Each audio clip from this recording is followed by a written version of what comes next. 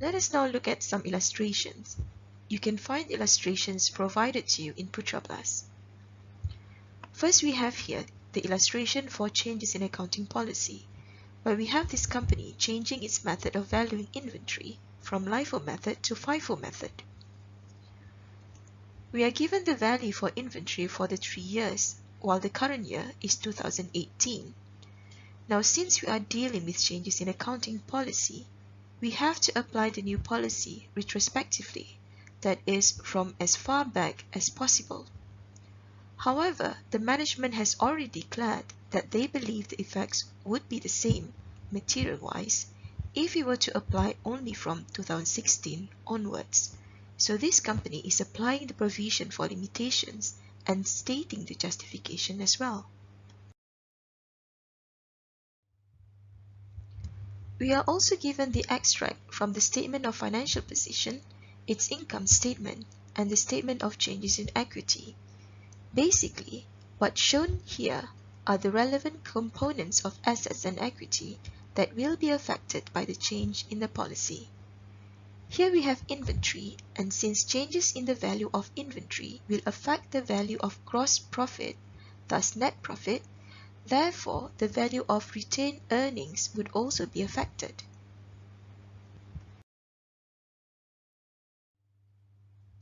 To come up with the adjustment required, we need to do a simple calculation with regards to the cost of goods sold, since the opening and closing inventory have changed. So we start off with values in 2016. We have an increase in closing inventory of 2 million, thus a decrease in COGS of 2 million, and this resulted in an increase in gross profit and net profit of 2 million. With this increase in net profit, the tax at 25% rate will increase by 0.5 million, while net profit after tax increased by 1.5 million. Therefore, the retained earnings for the year should also increase by 1.5 million. So the new closing retained earnings for 2016, which is also the opening retained earnings for 2017, should be at 31.5 million. For 2017, we do the same analysis. Opening inventory increased by 2 million, closing inventory increased by 1 million, thus the cost of goods sold increased by 1 million. And reduce the gross profit and net profit by 1 million. This means the tax must also reduce by 0.25 million, and net profit after tax reduced by 0.75 million. The retained earnings for the year should also reduce by 0.75 million. But we also have an increase in opening retained earnings of 1.5 million.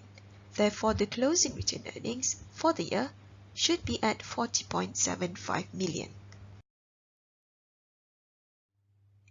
For 2018, the opening inventory has increased by 1 million. Closing inventory has also increased by 2 million. Thus, the cost of goods sold reduced by 1 million. Therefore, gross profit and net profit increased by 1 million.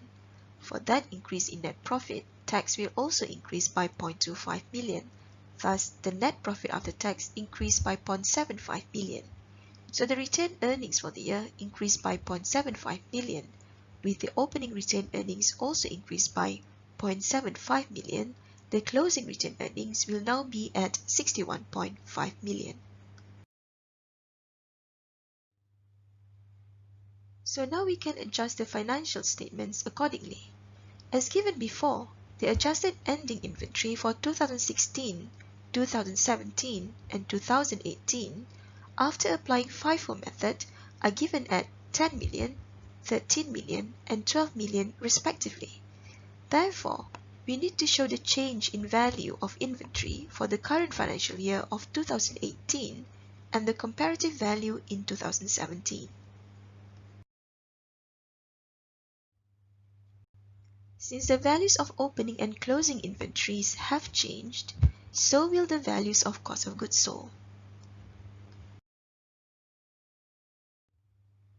Therefore, the values of opening and closing retained earnings also change, since the value of net profit after tax have changed.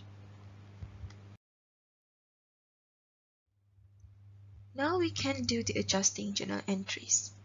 Remember, we can only adjust accounts that are still available, that is, those appear in Statement of Financial Position and Statement of Changes in Equity. Those accounts in income statement are all temporary accounts that have been closed. So for the year 2017, we will debit inventory account with 1 million ringgit and credit tax payable and retained earnings accounts with 0.25 million ringgit and 0.75 million ringgit respectively. And for 2018, we debit inventory account with 2 million ringgit and credit tax payable and retained earnings accounts with 0.5 million and 1.5 million ringgit respectively. Illustration number 2 is on change in accounting estimate. Here we have a company that has estimated the useful life of one of its machines to be for 5 years, and after 3 years, re-estimated the useful life of the machine to be 4 years.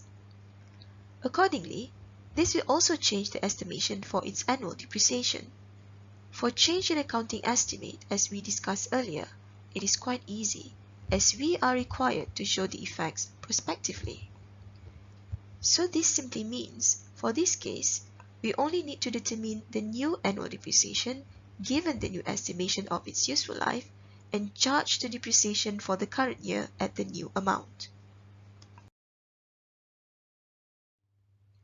This is the calculation for the depreciations of the machine. The initial annual depreciation is 20,000 ringgit, but in year 3, the useful life changed from 5 years to only 4 years. Therefore, at the end of year 3, the annual depreciation has changed from 20,000 to 30,000. So for year 3 and year 4, the depreciation charge would be 30,000, and this new value will be charged prospectively.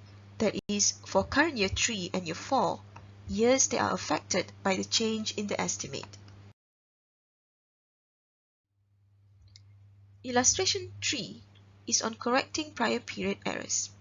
In this illustration, we have a company that omitted a depreciations of a building in prior year's financial statements and determined that because of that, depreciation charge for the year 2017 was underprovided by 1 million. We are also given the extract from the company's financial statements of the relevant components. We know that the depreciation is short by 1 million ringgit in 2017, thus we need to increase that by 1 million. So here in the statement of financial position, the affected item is the accumulated depreciation and thus the net book value. For 2017 and 2018, the accumulated depreciation is changed from 8 million to 9 million and from 10 million to 11 million respectively. For income statement, the item that need to be changed or adjusted is the depreciation value for the year 2017, that is from 1 million to 2 million ringgit. The increase in depreciation expense for the year 2017 will definitely change the value for its net profit and net profit after tax, as well as its tax expense. So for the year 2017, the net profit decreased by 1 million since the expense has increased by 1 million. This means that the tax will also decrease by 0.25 million ringgit, and thus the net profit after tax reduced by 0.75 million ringgit. This will result in the retained earnings to be reduced by the same amount to 29.25 million from 30 million. Consequently, for 2018, the opening retained earnings is adjusted to the new value of 29.25 million, and that gives us a reduced value of closing retained earnings of 49.25 million ringgit. This is just to show you the adjustment made to the values in the statement of changes in the equity of the company. Accordingly, the adjusting entries are shown here. For 2017, we have a reduction in retained earnings value of 0.75 million, thus a debit in retained earnings account. And also, we have a reduction in tax by 0.25 million, So we either debit tax payable account if the company has a tax payable account at the end of 2017, otherwise a tax credit account of 0.25 million, and not forgetting an increase in the accumulated depreciation by 1 million. In 2018, the same is done to recognize the effects of changes in 2017. So that is all about accounting treatment on changes in accounting policies, accounting estimates, and prior period errors. In the next video presentation, we will be discussing the accounting for provision, commitment, and contingencies. Please have a read on this. Until then, please replay this video if you think that you missed anything, and thank you for your attention. Wassalamualaikum warahmatullahi wabarakatuh.